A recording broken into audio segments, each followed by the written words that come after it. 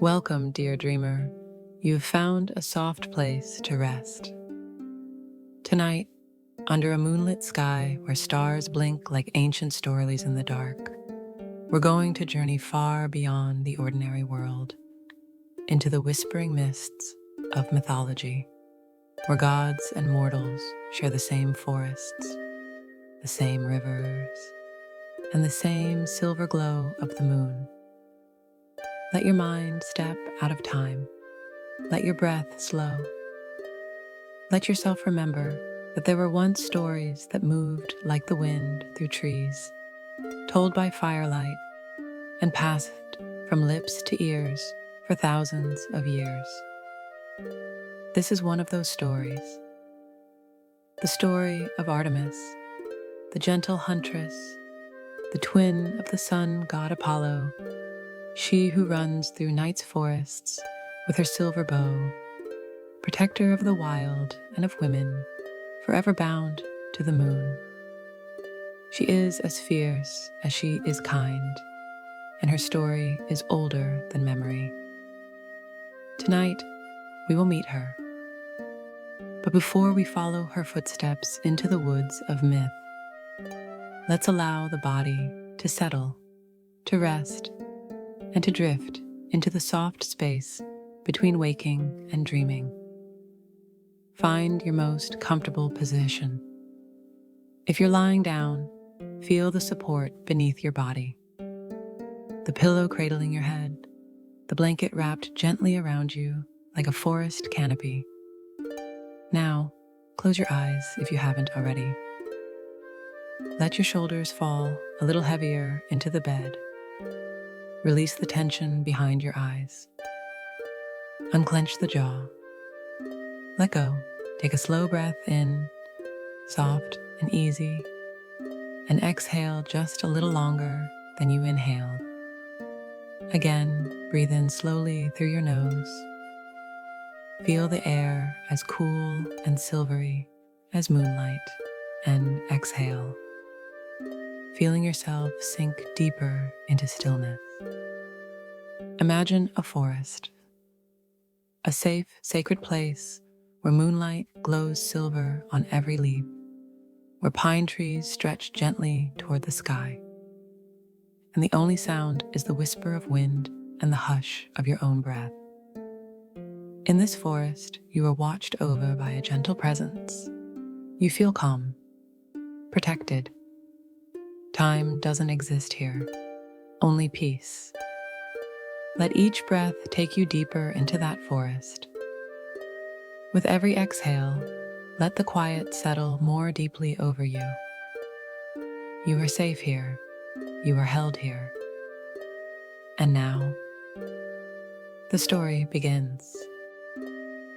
Before the moon was mapped by science, before telescopes, satellites, and lunar landings, humans looked up at that glowing orb in the night sky and saw a mystery.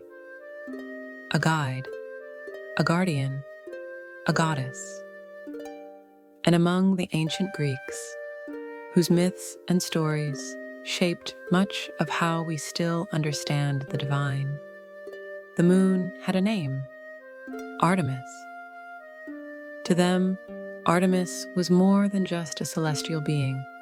She was wild and free, roaming the forests and mountains, bow in hand, accompanied by a band of young maidens and the soft steps of deer. She was one of the 12 Olympians, gods and goddesses who ruled from atop Mount Olympus. Daughter of Zeus, the king of gods, and Leto, a titaness, and twin sister to Apollo, the god of the sun, music, and prophecy. Where he blazed like daylight, she shimmered like silver dusk. Artemis was the goddess of the hunt, but also of the moon, of childbirth, of young girls, and of the wilderness untouched by cities and walls.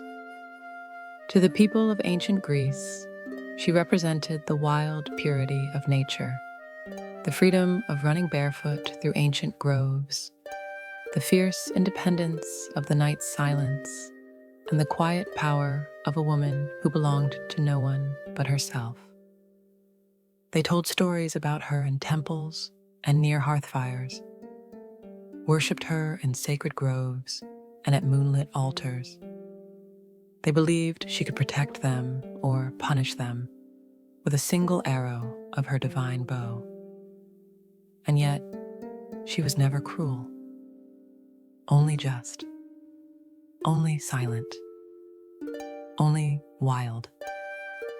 Like the moon itself, sometimes full and near, sometimes hidden and distant, always watching. Over time, Artemis's image blended with that of other moon goddesses in neighboring cultures. Selene, who drove her chariot across the night sky, and Hecate, who ruled the more shadowy crossroads of magic and mystery. But Artemis remained unique. She was not merely a light in the dark. She was the one who walked the darkness, who hunted not just animals, but truth, freedom, and protection for the innocent. And it is under her moonlight that our tale truly begins. In a time, before cities carved the earth, and before even the stars had names, there was a goddess in labor, drifting through the world in search of a place to give birth. Her name was Leto, a titaness, radiant and silent, carrying in her womb the children of Zeus, the king of the gods. But her journey was not one of peace. For Hera, Zeus's queen, was filled with jealousy and wrath. She cast a curse upon the world, forbidding any land, any island, any firm soil to offer Leto refuge. The earth turned its face. The trees wept, but closed their roots. The rivers rippled with regret, but withdrew their welcome. No place dared defy the Queen of Olympus. And so, with a swollen belly and weary feet, Leto wandered. Through forest and flame, through sun and sea spray, until one night, under a cloak of starlight, she came upon a floating island. A land not anchored to the earth, a drifting cradle of rock and root. Its name was Delos. And Delos, hearing Leto's whispered breath and feeling her pain, did what no other place had dared. It opened its arms. There, beneath the gentle branches of a laurel tree, with moonlight shimmering on the waves nearby, Leto knelt, and the night held its breath. First came Artemis, born not with a cry, but with silence. Her eyes opened wide, silver as moonlight through pine needles. She was perfect, untouched by pain, and she did not wail. She looked at her mother with a calm older than time, and as Leto sighed in relief, something miraculous happened. The newborn Artemis stood, a child goddess, just born, rising on her own 2 feet. She reached for her mother's hand, steady, gentle, and Leto, still laboring with her second child, wept with gratitude. Then Artemis, newly born and yet ancient in spirit, touched her mother's brow and whispered to the wind. She would help, she would deliver her twin. And so in a moment both strange and sacred, the first act of the moon goddess was not a hunt, but a birth. She became midwife to her brother Apollo, who was born beneath that same laurel tree, his golden hair catching the sun that broke the horizon as he entered the world.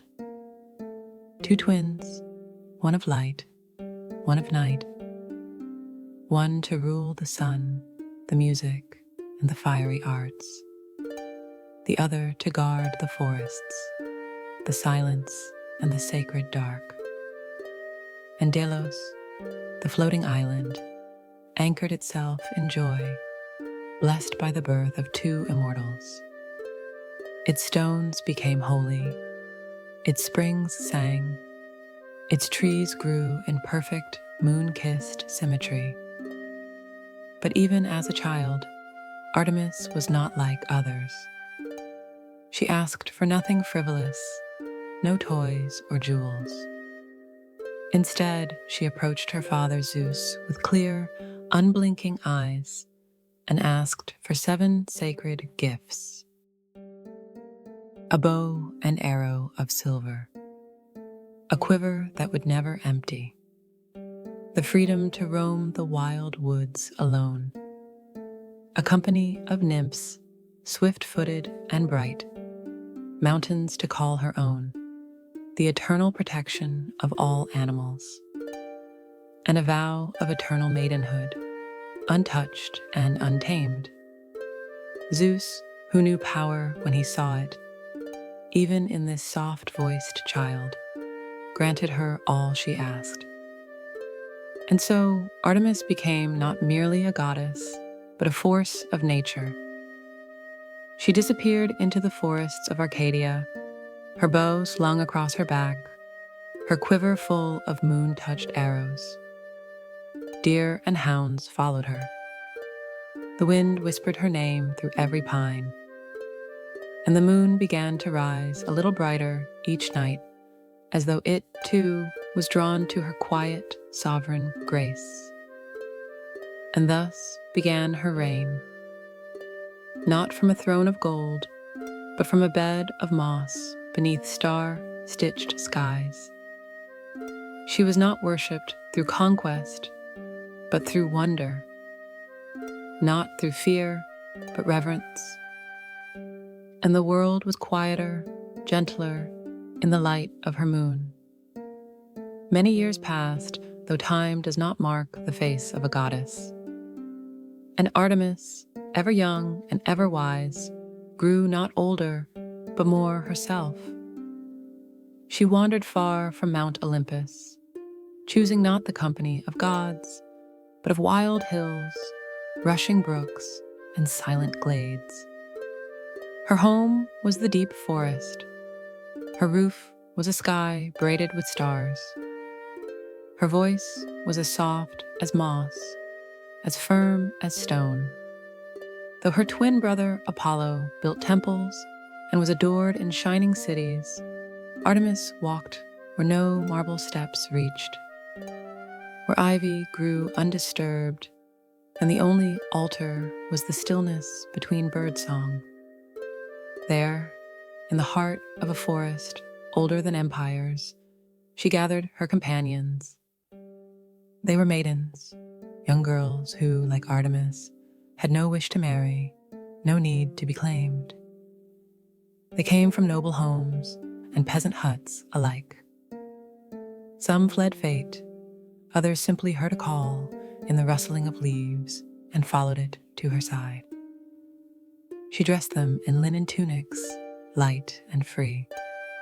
She armed them with silver bows and taught them to move like wind, to run like deer, to speak with their eyes and shoot with the calm of moonlight. They became known as the huntresses, not hunters of blood, but of balance. They protected the forests, tended the wounded, and roamed in joyful freedom. But there was a rule, a sacred vow. Artemis made it clear beneath the canopy of green. "Swear your hearts to the wild," she said, "and let no man take your name in marriage or memory. As I walk alone, so shall you walk freely." And they did. Each one swore not out of fear, but out of fierce love, for the earth beneath their bare feet, for the song of the owl and the echo of water in quiet caves. To be a huntress was to live untethered, to walk in light that belonged to no one else. Artemis herself stood as the living vow. No touch of lust, no glimmer of flirtation crossed her path. Those who sought to woo her found only silence. Those who chased her found themselves lost, wandering forests that turned with each step, never finding their way back. But not all who encountered her were wise. There was once a young hunter named Actaeon. He was skilled with the bow and fleet of foot. He had hunted stags and wolves, boars and bears. His name was known through the hills of Thebes. And one afternoon, as he wandered through the woods, his hounds chasing a deer that vanished like mist, he came upon a hidden glade. He did not know it was sacred. He did not know that Artemis bathed there, surrounded by her maidens, the surface of the water smooth as polished moonstone, the air scented with laurel and lavender. He meant no harm. He simply looked. But that was enough. Because Artemis, wild, untouchable Artemis, had made her vow. And her vow was law. As she rose from the spring, her eyes met his. She did not scream.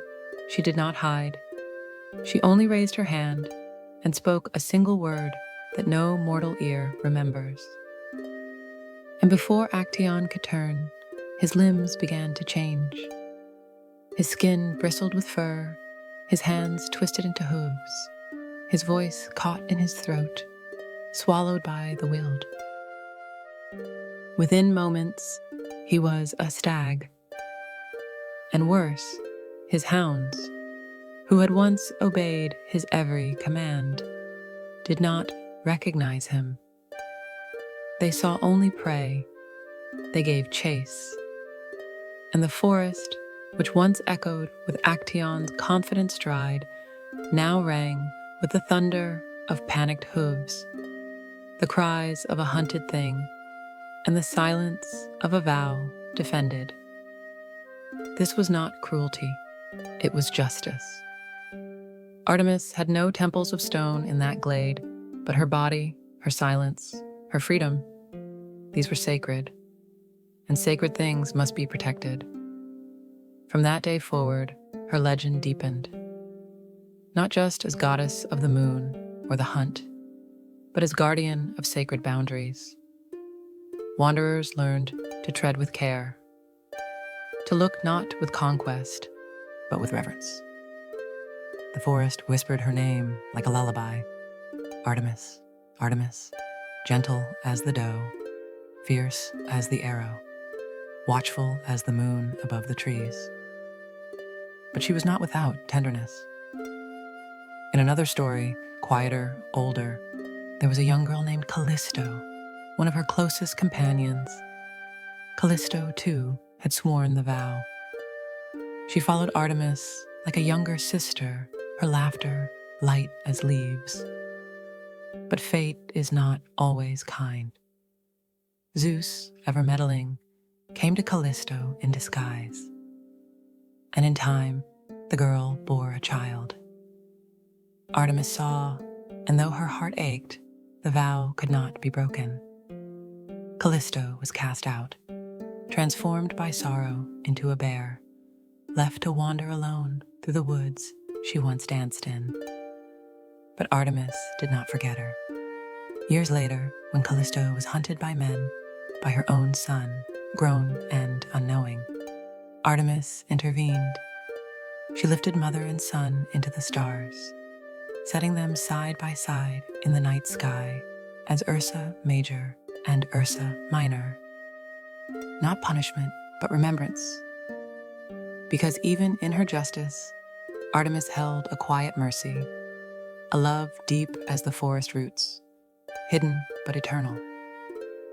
And so, in every forest, every night sky, her vow lives on, the sacred, the wild, the untamed, forever guided by silver light and the song of distant stars.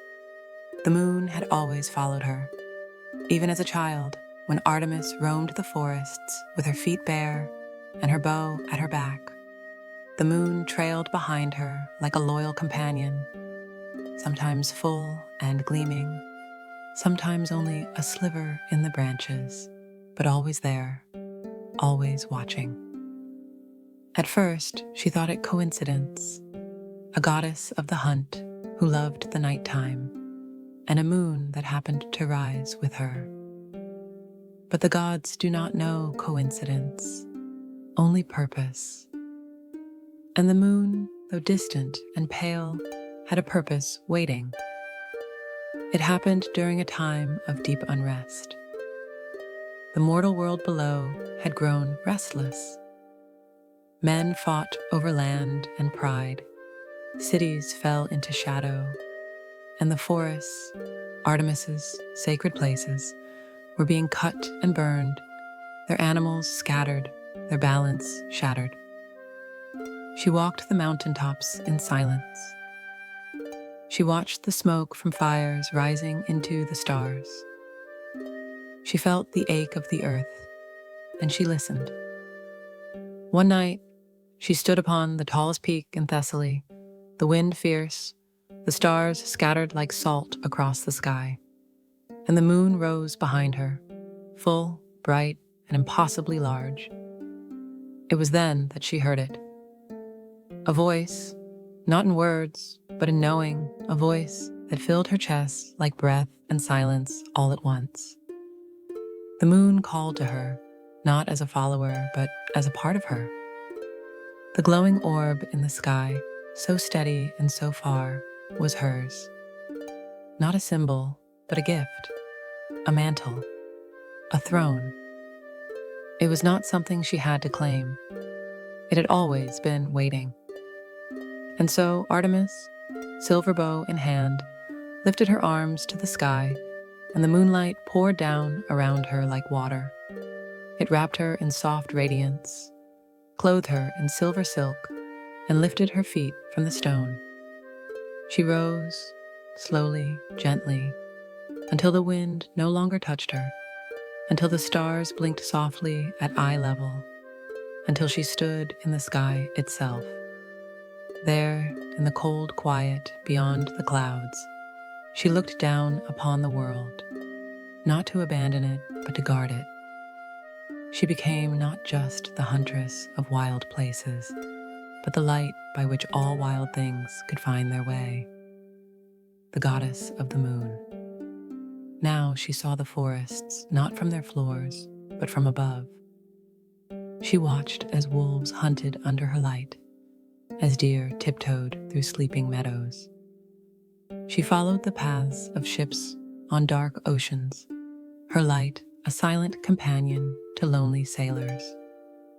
She lit the cliffs where young women cried out to her for strength, and she answered in silence, but they always felt it, that glow, that knowing. Artemis was no longer bound to one mountain, one glade, one grove. She belonged to the sky. And yet she still returned. For though her eyes now saw the whole world, her heart belonged to the woods. She moved between realms, visible at night, present in dream, her silver arrows now made of moonlight itself. Her bow, a crescent, smooth and curved like the waxing moon. Her quiver. It never emptied, for it drew from the phases of the moon itself, each arrow shimmering with a faint glow, each one precise, never cruel, only meant to restore balance. And oh, how she kept her balance. There was a time when a monstrous boar, huge, tusked, sent from vengeful gods, roamed the lands of Caledon, tearing crops, breaking cities, a terror in the darkness. Warriors from all corners of Greece were called to hunt it, heroes with fame and pride in their hearts. But it was Artemis who watched from the shadows of the trees.